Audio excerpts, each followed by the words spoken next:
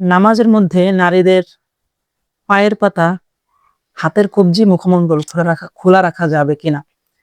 এটা কমন একটি প্রশ্ন। আসলে মুখমণ্ডল এবং হাত, এই দুইটা জিনিস নারীদের খোলা রাখা যাবে, এক্ষেত্রে সরাসরি হাদিস আছে। এই জন্য ফকিহদের মধ্যে, ইমামদের মধ্যে কোনো মতবিরোধ নাই, যেহেতু স্পষ্ট হাদিসে আছে।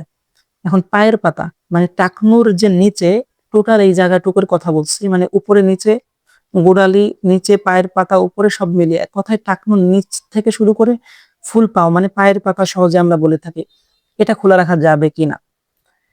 এই ক্ষেত্রে দুইটা মত আছে। হানাফি ফিকহ স্কুল অফ থটের মতে খোলা রাখা যাবে।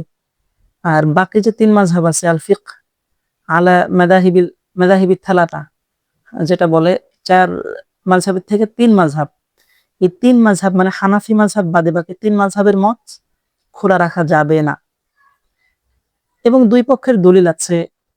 যেমন যারা বলে খোলা রাখা যাবে না, তাদের মত একবার উম্মে সালামা এবং আরেকজন সাহাবী মহিলা নারী, তিনি নবীকে জিজ্ঞেস করলেন যে পুরুষদের ক্ষেত্রে তো সতর এরকম, তো আমরা কি করব?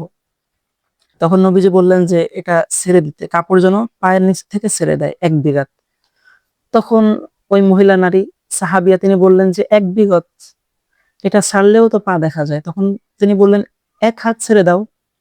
এখান থেকে অনেকেই বলেছেন যে নামাজের মধ্যে হ্যাঁ ছেড়ে দিতে হবে।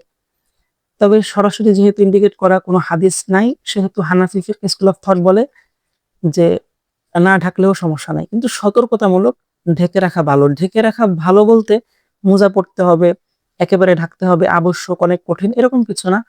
তবে বড় লম্বা কোনো জামা পরা, সালোয়ার পরা, যেটা সামান্য ঢেকে যায়, মোটামুটি আশপাশ থেকে জড়ায় নাই, ঢেকে যায়, এরকম পোশাক পরিধান করা শ্রেয়, উত্তম।